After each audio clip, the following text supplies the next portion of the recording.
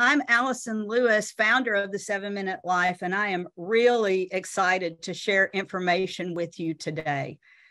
The 7-Minute Life is a time management company, and we are here because probably just like you, my world was a mess.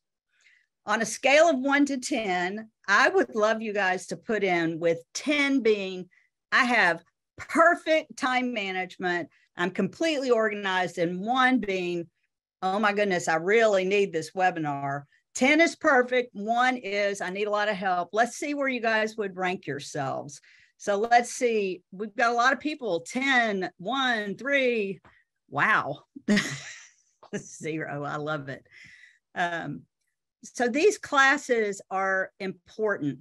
You know, one of the things that I say about time management is that time is your most valuable currency. And we believe at the 7-Minute Life that time is life. So I'm going to jump in and get started today and try to make sure that as we go through this, if you have questions, please feel free to drop them into chat. We have a ton of people on the call, but I want to welcome Kara Atwell. Kara, if you can say hello. Kara is our operations and systems marketing manager, and she will be taking care of all of the chat as we go through this. Today, we're going to focus on time management, 3 steps to stop doing too much. The subtitle of this is how to realistically plan your day. So I'm going to make a promise to you that at the end of this class, you're going to have access to a tool that can dramatically change everything about how you work. As we go through this class, I want to have a few objectives with it. The first one is I want you to know you are not alone. I created the 7-Minute Life in the mid-90s, and I created it because I was doing too much. In fact, busy was killing me. And again, I like to see the chat going. If you feel like you are overwhelmed and have too much to do, just put in the chat, yes, or that sounds like me, or amen. You know, this whole part of time management has everything to do with our holistic lives. As we look at this, I was living in clutter and chaos, in distractions and constant interruptions. My life was disorganized. One of the top problems we see is procrastination and a lack of focus. And I felt like my life was just scattered. But all of these things become more of a problem in that they actually become mental health issues. When we have too much to do, we're overwhelmed, stuck, frozen, and exhausted. And the end result of that is a lot of people find themselves drifting through life. I was in my 40s and I felt like I was on a raft in the middle of the ocean, and I was just pulled by the currents of life. It's like the ocean just took me wherever it wanted. If that sounds familiar, say, yeah, I get it, Allyson.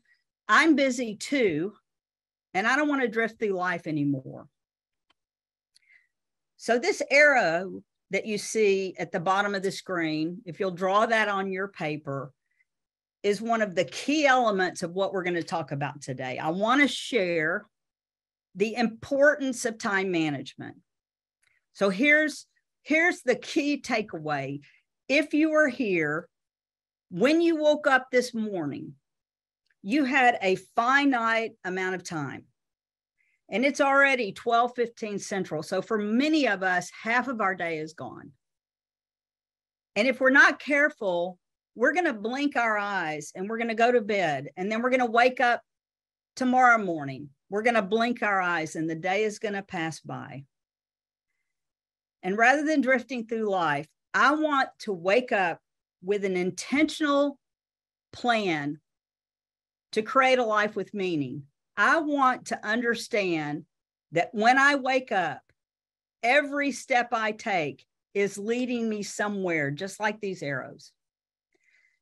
And after this class today, I'm going to call you to recognize that we have choices in life. Either we can wake up doing what I call shower planning, which is where you hop in the shower and 1,000 things run through your mind.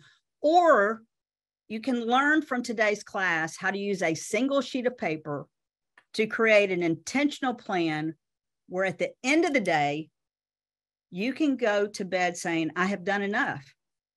I have made sure that my day was complete.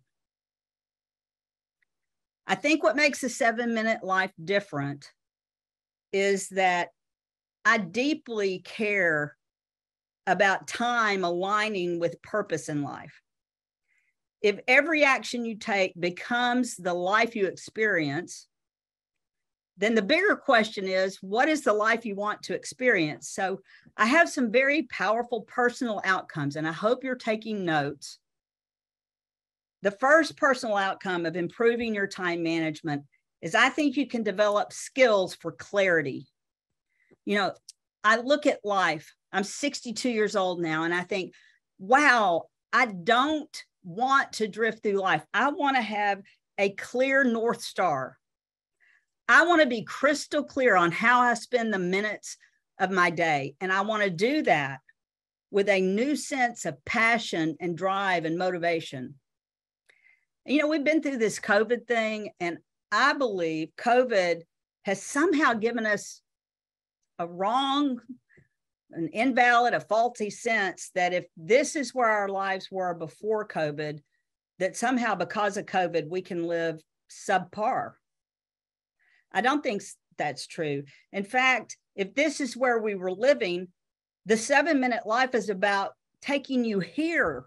It's not about taking you, just a few steps forward. I think we need to thrive. And in order to do that, we're going to have to develop grit, which means we're going to have perseverance. We're going to have to be able to do things that are not easy. You'll hear me speak about Jim Rohn in a moment. But one of the things that he said is that successful people are willing to do what unsuccessful people are not willing to do. Let me say that again. Successful people are willing to do what unsuccessful people are not willing to do.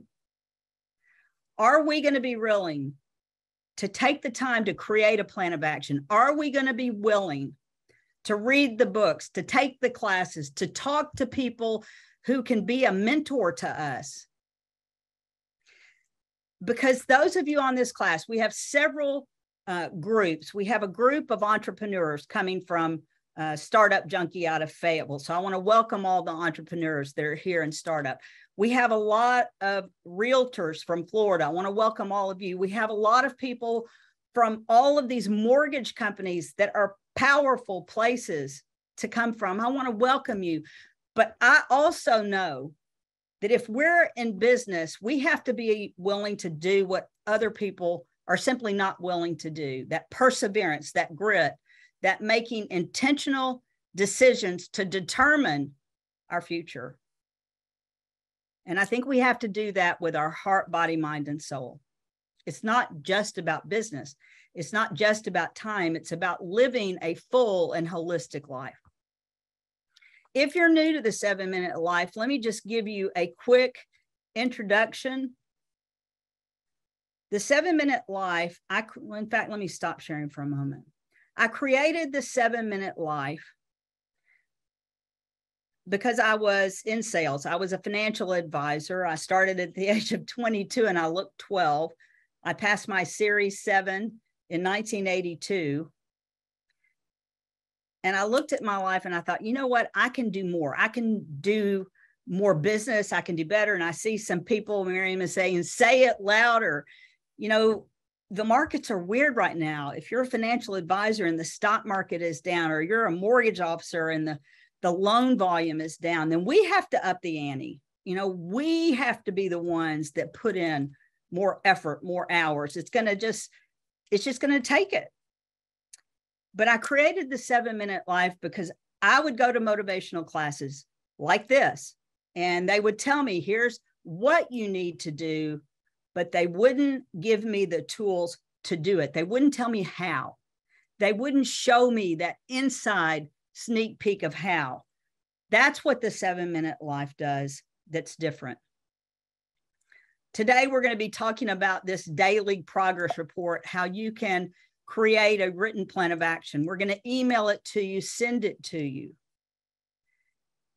But if you really want to grow, we have to look at a lot of things. We have to make sure that we have set personal goals, because if we spend our time on busy work that does not lead towards goal, we have done nothing but be busy.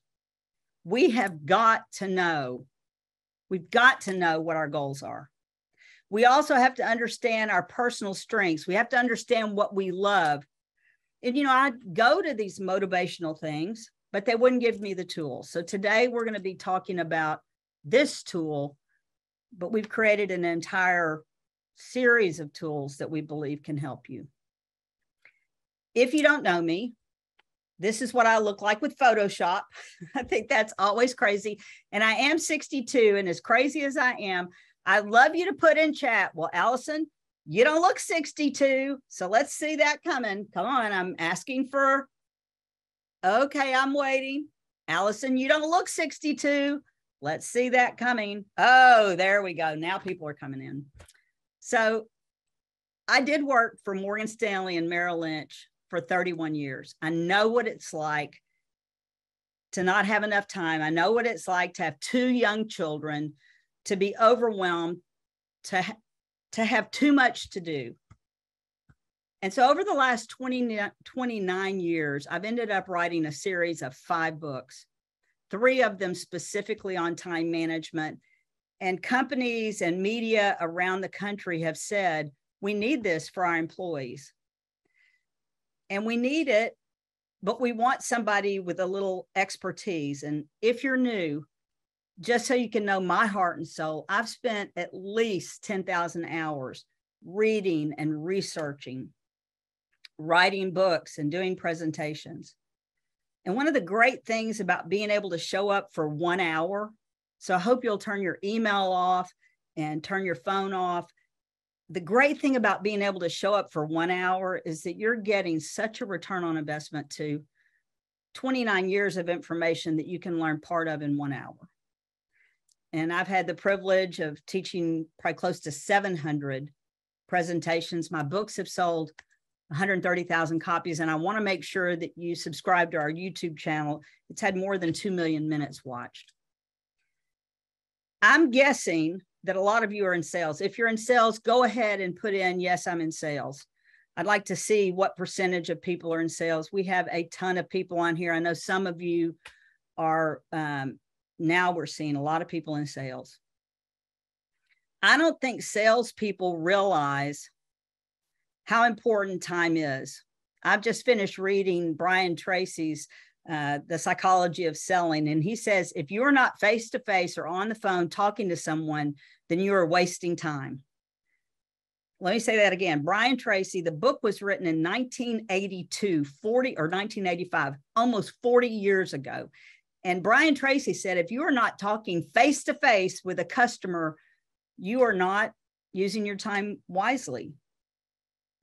When I created this sheet of paper that you're going to see, I was a financial advisor at Morgan Stanley. And with this single sheet of paper that we've sent out to you, or you can download from chat, Kara, I'll get you to put it in chat again. My personal revenue grew 62%. And then I became a sales trainer for Morgan Stanley. They paid me roughly $500,000 to train people. And when we trained them, the average advisor was up 14%. But the people that went through this training were up 32%. Why? Because you need tools. You need that motivation. You need a mentor to say, it is time to not live subpar COVID. It is time not to live COVID. It is time to thrive. And in order to do that, you have to use your time wisely. Now, the title of today's class is Time Management, How to Stop Doing Too Much, How to Realistically Plan Your Day. But in order to solve that problem, we have to understand how big the problem is. When we're in life, if the problem is not deep enough and big enough, we won't take action. As I'm speaking, I want you to experience the words that I'm going to share with you now. Having too much to do happens, and then we begin to procrastinate. We become overwhelmed, disorganized. We find that we're constantly interrupted. We do have too much to do and we don't have enough time. I think part of that is that we feel distracted. I'd like you to write down the word distracted. When I was writing my book, The 7-Minute Solution, I was looking at what the word distracted means. And you know, being distracted really wears out your time management. And here's what it means. A friend of mine said that distraction comes from an ancient form of torture. And they would take your arm and they would tie it to a horse. They would take your other arm, tie it to a second horse. They would take your leg and tie it to a third horse, and your other leg and tie it to a fourth horse. They would slap the horses and the horses would distract you. Think about how distracted we are. We are pulled in so many different directions. And I want you to envision yourself pulled in all sorts of directions. You can't move forward. You can't move at all. It's painful. So how do we get rid of some of this? How do we solve for that problem? I want you to write down that the average person has roughly 15 things on their to-do list. Now, some people, the most I've ever seen was 72. But on average, we see when we give people time to write a to-do list, they have roughly 15 things. And that sounds very doable. You have 8 hours in the day, you think you could do 15 things, like 2 things an hour. But let me show you what the reality is. Let's say that you have 15 things on a neat to-do list. I'm going to pretend like I can take each task and make it tangible. And if this is the hourglass, 24 hours, I'm going to take one of those tasks and I'm going to put it into my day. And you can draw right along with me. So that's one task. I have 15 on my list. What would it be like to have 2 tasks coming in, 3 tasks coming in? So let me just go through this. I think you can see what we're talking about. 1 task, 5 tasks, 10, 15 tasks. Now, when I draw it, rather than have it on a sheet of paper, can you see that when we have too much to do, it can overwhelm us? And what I call that is I call it hitting the choke point. It's like this, except you feel like this. And it's not just that. Think about all the text message you have, all of the emails that you have, and our time looks like this. So how do you stop doing that? How can you get through that? This is where it really becomes interesting. I want you to hang on till the end because we're going to have Q&A. But how can you stop doing too much? Remember, Jim Rohn said that successful people are willing to do what unsuccessful people are not willing to do. He also said in his audiobook, The Art of Exceptional Living, that there is a flat out formula for failure. If we don't want to do well, then we simply can repeat a few errors in judgment every day. We can get up late. We can stay up too late. We can choose not to read books. We can choose not to make the sales calls. We can choose not to eat healthy, not to exercise. All of those things, these tiny errors in judgment, when we repeat them every day, we will fail. But he then said there's a formula for for success. There's an absolute formula for success, and is replacing errors with a few simple disciplines. A few simple disciplines every day can change your life. And the secret sauce is, what if you could import a 7-minute discipline into your life and create a repeatable process? I want to tell you that these 7 minutes that you're going to learn about today are going to change your life. And all that we need are repeatable processes. That is it. But we need repeatable processes that we will commit to accomplish. So here we go. I, again, want to make sure that everyone has access to the download that we're about to walk through. And I want to make sure that and we're having people raise their hand too, Kara. So I want to make sure that people in Q&A are being seen. As you look at this, this is the key element. This is the secret sauce, the magic of the 7-minute life. So please draw these 4 circles and put the numbers inside of them. There are 24 hours in a day. Remember, time is always moving forward. We wake up in the morning either with a plan of action or without. But it doesn't matter. If we don't have a plan of action, the day is still going to move by. There are 24 hours in a day. That breaks down into 1,440 minutes. What would happen in your life if today, in the next 35 minutes, you could learn to take 1% of your day, 14 minutes, to learn how to take 7 minutes in the morning and 7 minutes in the evening, to get rid of the distraction, to stop procrastinating, to start being intentional about what you could do. And what do you do during that 7 minutes? You start deciding specifically what you're going to let into your life. And I really want to focus on this for 1 second. Every single action you let into your day is automatically knocking something else out. Let me say that again. Every single action you let into your life is automatically knocking something else out. Watching TV for 2 hours is knocking out 2 hours with your family. Staying on social media 4 hours is knocking out 4 hours of something else. Every single thing that you let into your life is knocking something else out. It's knocking out sleep. It's knocking out, reading, learning, focusing on your business. What are you letting? That's not even good English. What are you letting be knocked out of your life? So here's the 7. This is the secret sauce. If there are 24 hours in a day, 1,440 minutes, if you could take 1% of your time, 14 minutes, what would you do during that 7 minutes in the morning? You create a written plan of action, and you would be intentional about how you're going to start your day, what you're going to do during the day, how you're going to finish your day. You're going to define what finishing strong looks like. And today in this class, not only am I going to give you the tool, but I'm going to encourage you to learn how to use it.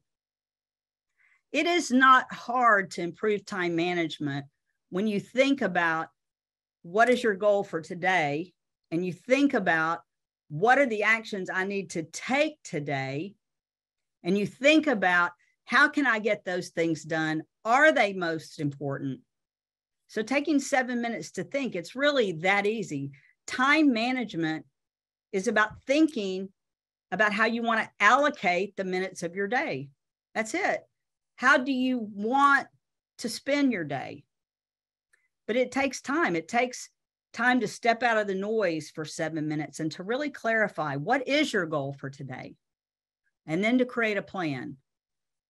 The daily progress report that Kara continues to put in the chat, when you download that, that's how you create a written plan of action. I'm going to show you how. We have to prioritize our tasks and choose what we will take action focusing on. So the 7-minute life process is learning how to take 1% of your time to leverage the remaining 99%. So here is the tool. No strings attached. We're putting it in there for you to download. This single sheet of paper changed my life because it's a process and it's simple. It's something that you can do. If you don't have the download yet, you can click on it in chat, or you can get it in the email that you've been sent. We'll send it again after the webinar.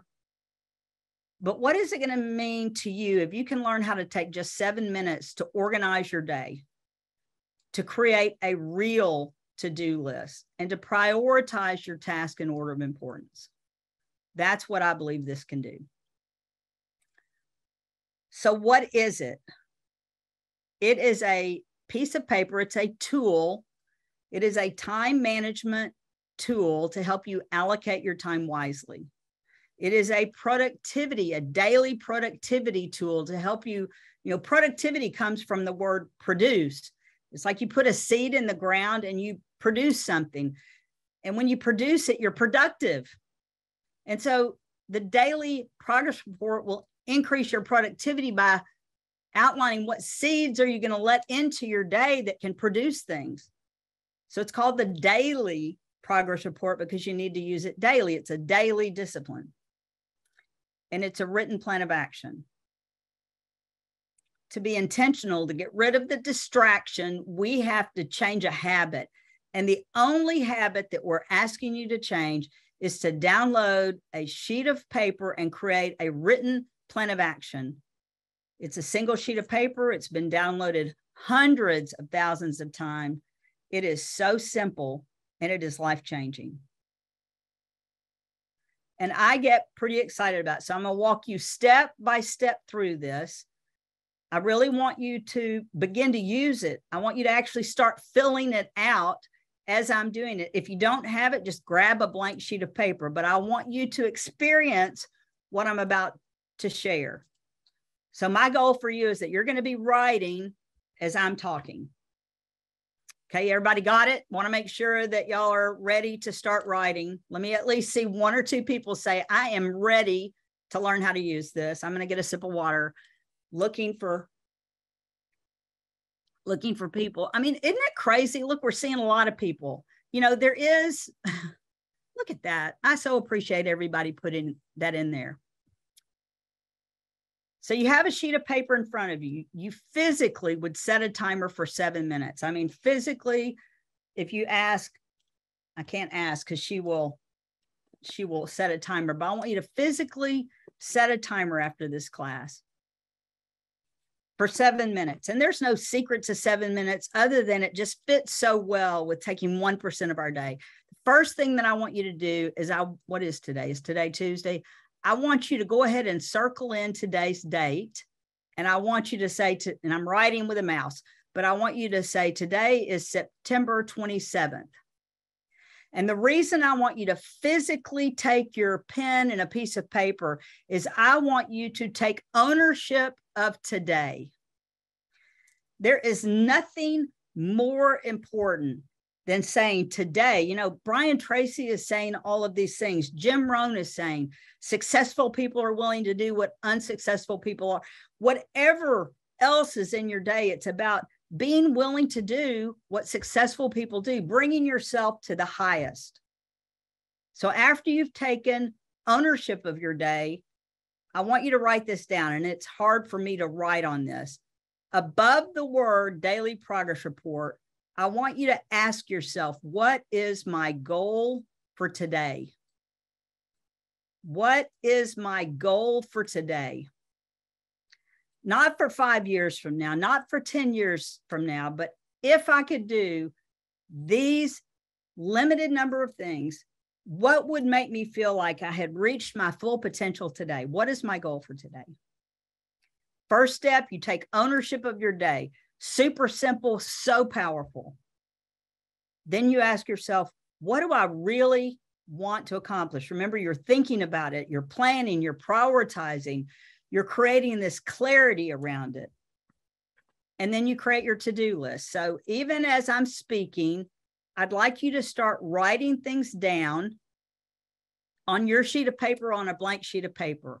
And I want you to think about intentional things that you could do today that will move you forward towards reaching your goals. Let's say that you're in sales. You cannot write down prospect.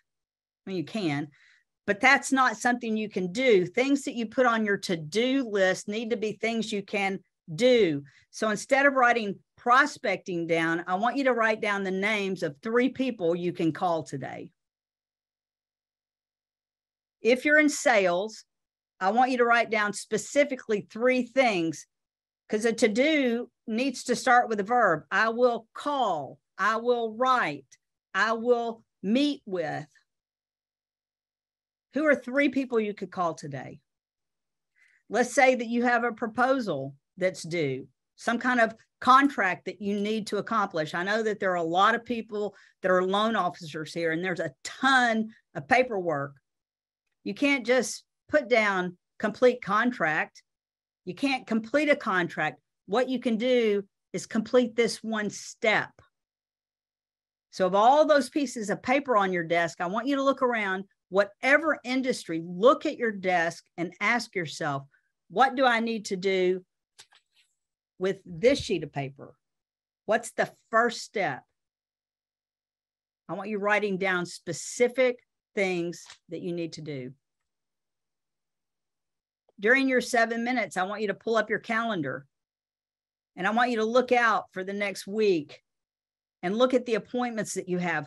What tasks do you need to accomplish to be prepared for your meetings? This webinar that I'm teaching right now, I've spent 7 hours putting together. 7 hours. Why? Because I want to be respectful of your time. I want to make sure that the information we are delivering can change your life. 7 hours. There are no notes here. I've practiced. I've shown up ready. Are you willing to do that at your next sales call or at your next staff meeting? What is it going to take? Let's put it on our to-do list today to get ready for our meetings. What else needs to be on your to-do list? What emails do you need to return? I hope you're filling out a to-do list as we're going through this.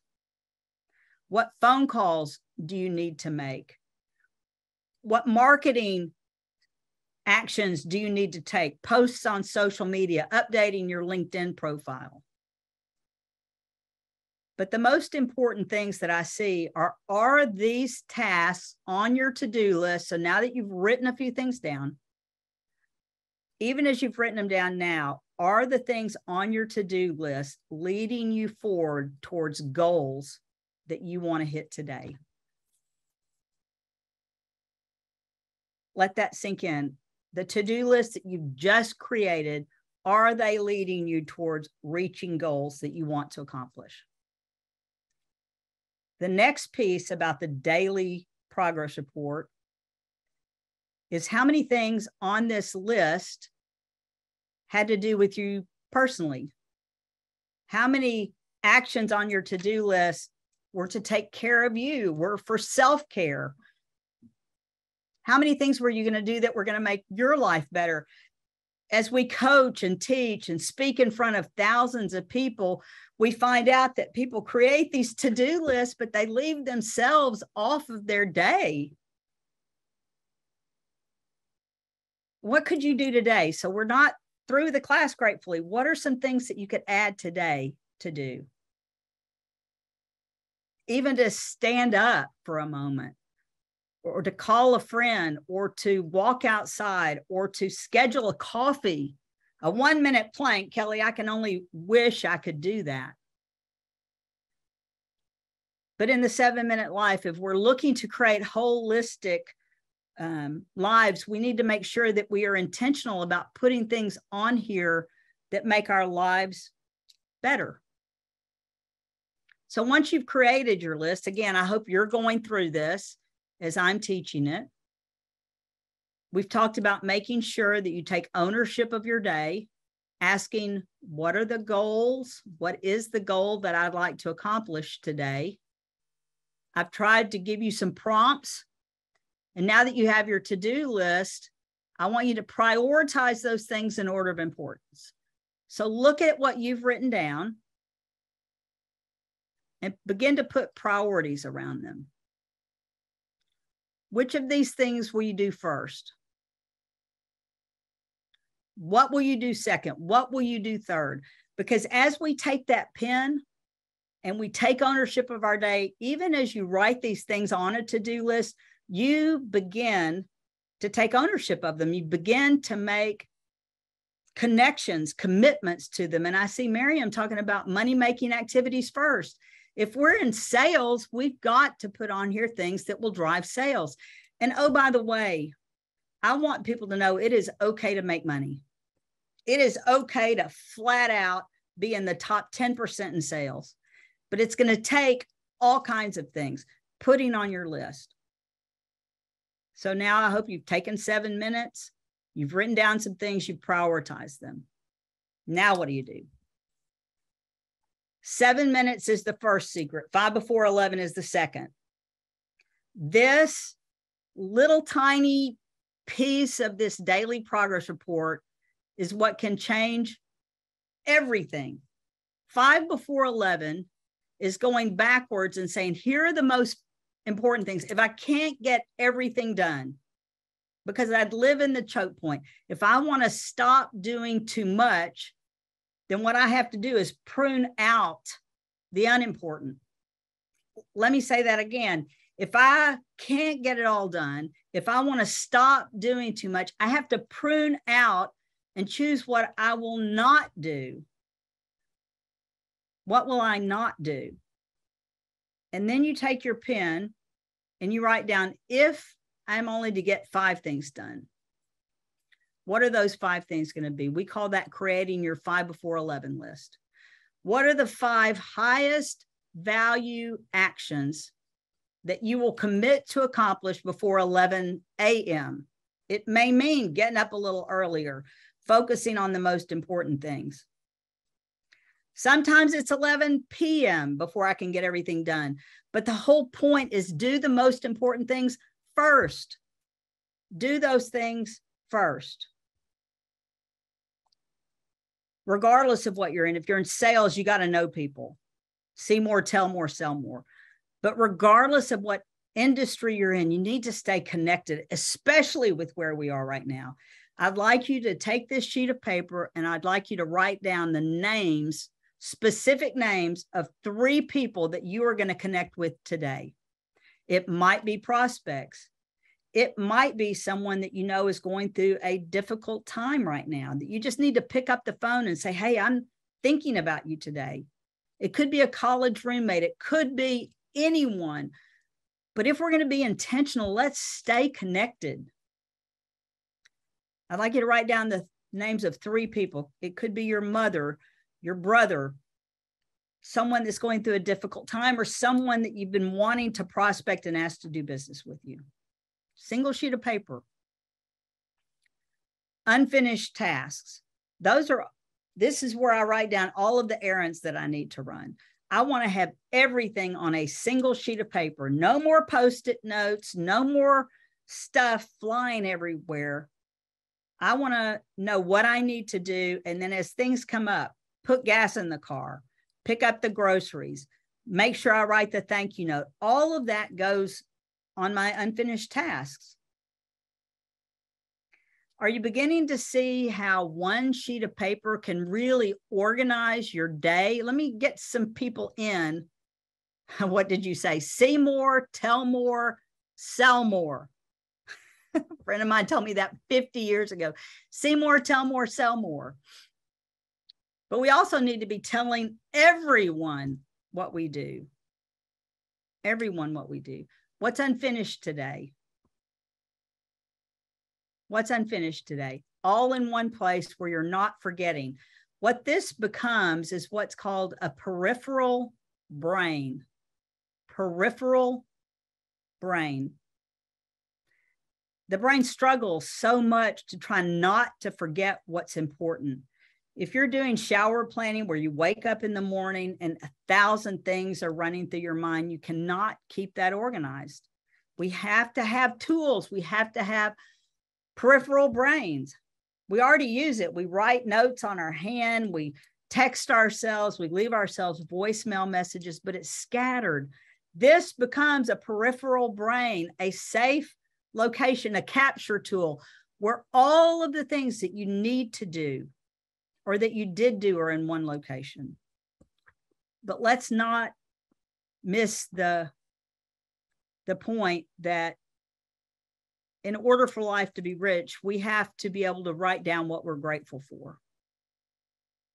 So again, you're going through this process. Go ahead and write down a few things you're grateful for today. You know, I believe this webinar is so powerful because I'm not just telling you about it. I hope you're taking action on it. What are a few things you're grateful for? I'm grateful for the gazillion people that have shown up today to hear a message that I believe can change their lives. I'm grateful for my teammates, Tony and Kara, that are on this call right now that bring all of this to life. Yeah, I'd love for people to put in what is something you're grateful for. I see it coming into chat. Let's write down one thing in chat that you're most grateful for today. Could be kids. It could be that we're just awake and aware, having a good job. What else are we grateful for today?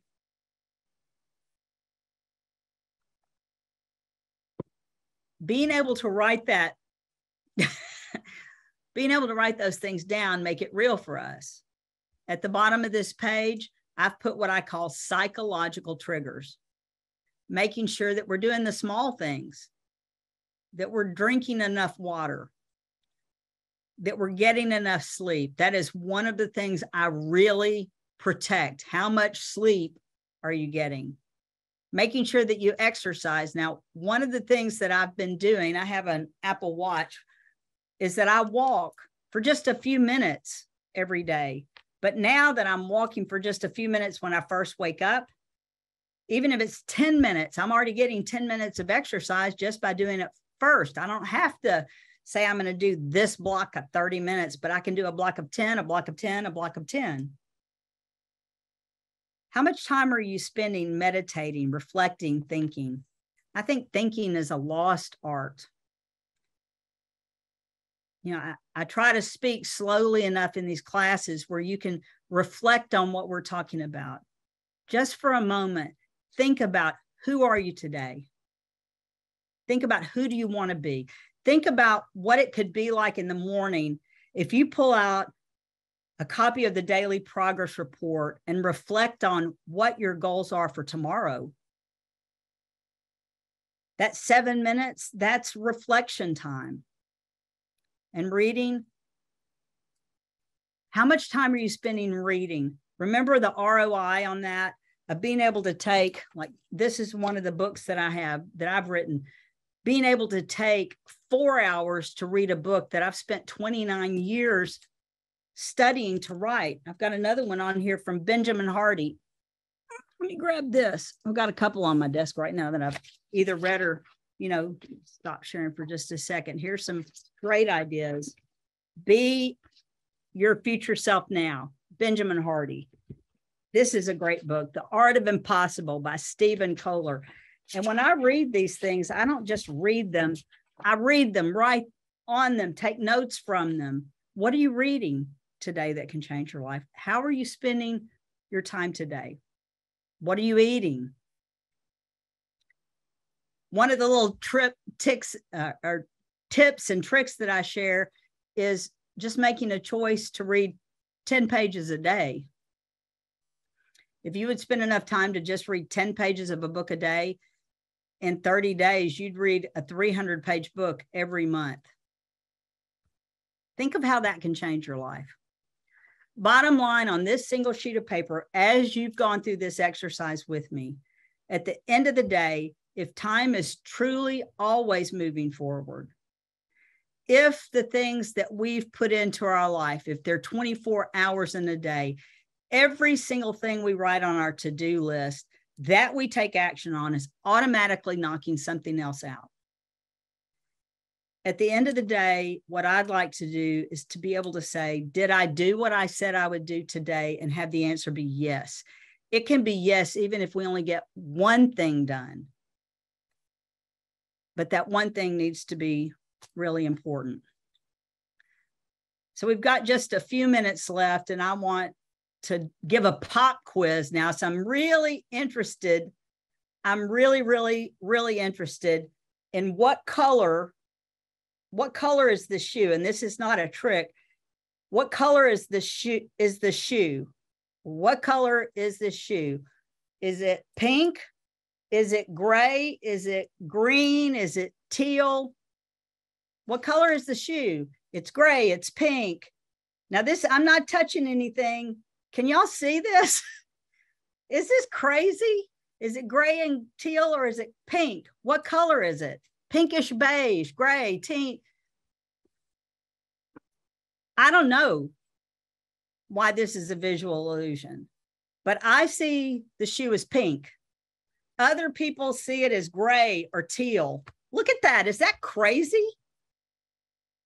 I think part of what we're doing today, looking at the daily progress report, looking at this, what we're just talking about, looking at a single sheet of paper, is that we can see things more clearly. We don't have to see them the same. We just need to see them, whatever it is, to put a stake in the ground and say, this is what I see.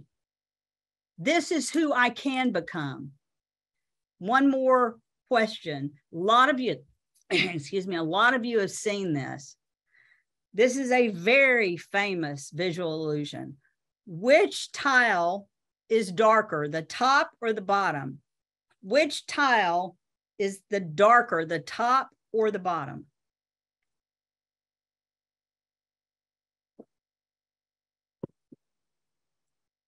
Wow, thanks for being so involved in all of this. I love it when we see a lot of chat coming through. These tiles are exactly the same color. It looks like the top, but they're both exactly the same color due to the shadowing that is here. And let me show you that. And go ahead, I'd love for y'all to put wow in the chat. It is so crazy to me that so often we see things that are just not there. We've shaded ourselves as saying, I'm not good enough. I'm not smart enough. I'm not a good enough salesman. I haven't been able to do it. I'm not organized. You know, and as we go back, we've got to realize that, yeah, it's sometimes just the perspective that we put on things, or it could be that we don't have the tools. Today, I've tried to give you real tools. If indeed time is your most valuable currency, and you came to this class because you were living here, where you were busy and disorganized and overwhelmed and stuck and frozen and exhausted and drifting through life, these are not tiny, simple problems. They have enormous implications in today's workforce. And if you're a stay-at-home parent, the stress, anxiety, depression, overwhelming exhaustion is causing humongous problems with mental health. And so this whole thing, how to stop doing too much, it's because time is your most valuable currency. And if you have come to this class because you felt like you had too much to do, you are not alone. We all struggle with that. We're here as a community. That's what the 7-minute life is best at doing. It's best at saying, I'm there with you. I get it. But being on these calls, coming periodically to hear this can be motivational. And this is the third big takeaway that I want you to hear. You know, I said that there were going to be the top 3 secrets. Well, it's about making sure that you have a written plan of action, of using a daily progress report, of keeping a to-do list, of focusing on your 5 before 11. So there were really more than 3, but here's the biggest one of all. The biggest secret of all is when you realize that time is your most valuable currency, and if you are indeed living here, the biggest takeaway is that we can't continue to repeat what we've done in the past. If we've continually been overwhelmed and stressed and stuck and frozen, at some point we have to make a decision to be different. This is a picture of what we call the cow path. I live in Arkansas, and you'll see this. There'll be thousands of acres of land, but the cattle decide they can only go one direction. How many times have we done the same thing over and over and over again? We wake up late. We go to bed late. We don't have any kind of plan. We haven't set goals that matter. Part of it is we didn't know it could. And in a single sheet of paper, it can. We got to get out of the cow path. But living the 7-minute life is even different than that. If I could wave a magic wand and have you get through everything today, my question would be, would it have mattered? because as you get more and more involved in the 7-minute life, we want to take you here. We want your time to create a thriving. So I'm closing out right now, and I want to share a word with you that hopefully you've never had. I've got about 3 minutes left to wrap this up. And my mother says, Allyson, don't use that word eudaimonic. She says, people don't want to learn new words. I think you do. What is eudaimonic happiness? Hedonic happiness is where we just do things we love. It's where we go out and we play tennis. We have coffee with a friend. We do things that matter. Eudaimonic happiness is where you spend your time doing things that are meaningful and purposeful. It's about hitting your highest human potential. And we teach an entire class on this, but I want to close out with this because time does matter. And the concept, and this is how you say it, eudaimonic, the concept of eudaimonia dates back to the 4th century. Time and happiness is nothing new. They align perfectly. Aristotle is who first really spoke about it. And he said to achieve happiness, one should live in accordance with their virtues. The 7-minute life is not just about getting more done. It's about reconnecting with your virtues. And then Aristotle claimed that people are constantly striving to meet their full potential, to be their best selves, which leads to purpose and meaning. I don't think that's true. I think we've given up on trying hard. I think we're not necessarily striving. I want to get that back. If I want to be different, I've got to be different. I want to, when you think of striving, you think about these Olympic athletes where they're running that race and their veins are showing through their neck. When was the last time you woke up with that kind of motivation? Or that constantly striving? When I'm teaching in front of crowds, and some of you are coming to a class that I'm teaching, if I ask them, and you can do this along with me if you want, but when I ask people to raise their arms above their head to stretch, they do that. But then I say, now just stretch just a little higher. And you know what I'm finding? We all have just a little more in us. We have just a little more. And I look at that just a little more, and I think that's what people want out of life. They want that potential of just a little more. So I think I have 1 or 2 more things to say. If time is always moving forward, when you woke up this morning, it was the most important impact on your entire life. I believe how we spend the minutes of our day between the time we wake up and the time we go to bed, the actions we take, the things that we choose to do become the life we experience. And I believe when it comes to eudaimonic happiness, it talks about priorities and purpose and meaningful work. And Aristotle came back and said, what is the ultimate purpose of the human existence? I believe this is where our time should lead us toward. I believe what Aristotle was talking about is living to your highest human good. It's about the totality of your life. So the 7-minute life today, we've talked about the daily progress report. You haven't yet heard about our philosophies, our principles, other practices on goal setting and other things. But today I had one goal in life, and that was to share a concept of how you could stop doing too much. And I wanted to share with you the reason that's so important is how you spend the minutes of your day are either leading you toward your highest human good or just not moving at all. And so the 7-minute life is about time, and not just improving your time a little, but becoming a master. It's about life, but not just letting life come at us, not just drifting through life, but creating a compelling life plan. It's about happiness. Yeah, laughing out loud and being happy, but also that deep, rich, abiding purpose and meaning in life. So this is my last slide. I believe every minute matters. I believe today we've talked about the daily progress report, but it's not enough. The 7-minute life is about finding your core values, your virtue, your purpose. And I thought the only way I can kind of explain what that is to share mine. What do I want out of life? What brings me eudaimonic happiness? I believe that kind of happiness is always outward focused. Purpose is always outward focused. It's about clarity, having intentional goals, a driving vision, order and freedom. Don't we want that? Did your to-do list today that you walked through, did it lead toward this? I want to have innovation, always digging deeper, that striving, looking for the unexpected, including adventure and gratitude and all of those things. I don't want to live just here. I want to call myself along with other people to excellence. Mastery is built over decades. I want to seek wisdom. Being able to teach you on this class today is amazing. Purpose.